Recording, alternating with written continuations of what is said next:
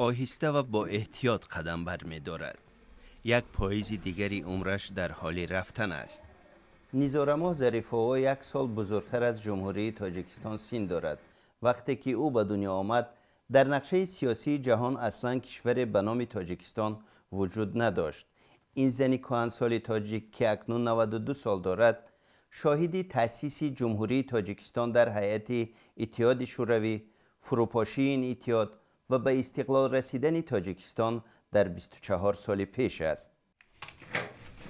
در جامعه سنتی و مرد سالار تاجیکستان چی در گذشته و چی حالا تهیه غذا، مراقبت از کودکان و انجام کارهای دیگر خانه از وظایف اصلی زنان محسوب می شود. البته حالا هزاران زن و دختر در مدیریت کشور مشارکت فعالانه دارند. اما در نخستین سالهای تأسیس جمهوری تاجیکستان در 90 سال پیش زنان فعال و رهبر تقریبا نبودند.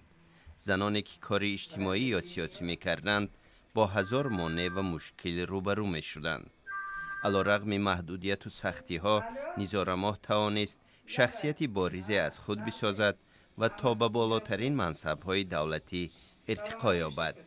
اگرچه در آوان کودکی مسیری پرپیچ و خم و ناهمواری را طی کرده. ما کودک‌ها آدمای فقیر عذاب میکشیم، هم از طرف گرسنگی، هم سر لباس، هم نگاه و بین خواجگی. 7 سال داشت که چند زن برای جوان از یک خانواده ثروتمند به خواستگاری نیزارماه آمدند. سرم پری خاکستر کردم، راهام و لباسام شب پیدم، پایلیچ کردم، دویده خاکا چنگات پلنگ کرده رفتم. پدرم یک تبسم شو کردن و یا به نگاه کردن. گفت این اختان ویکلین خلاصه براب دارین. ای چی کلین میبروی و چی خدمت بود میبروی و چی میشوی؟ حالی گودکای، حالی بازی کنجده کار. هر بار که خانواده بزرگش گیردی هم می آیند و عکس‌های دوران گذشته را نگاه می کنند، خاطرات زمانهای گوناگون زندگیش زنده می شود. علیرغم مخالفت مادرش پیش از جنگ جهانی دوم او را همراه با 10 دختر دیگری روستایی به شهر دوشنبه آوردند و او در آموزشگاه تربیت معلم به تحصیل پرداخت. وقتی در سالهای جنگ جهانی دوم در سازمان جوانان کلاب در جنوب تاجیکستان و بعدها در دفتر حزب کمونیست در شهر دوشنبه کار میکرد، همکاران مردش به او روی خوش نشان نمیدادند. زن چیه؟ زن خونشین، خودکارش خونشینی ای، بچه پروری ای، گاو مولا نگاه کنه ای، دخترای خشوش میدین میخونین بعد دست به دست میدین. این خیلی گپامونو میزدن. نیزارماه بعد از ازدواج در سن 22 سالگی و به دنیا آوردن 2 فرزندش نیز به فعالیت‌های سیاسی و اجتماعیش ادامه داد.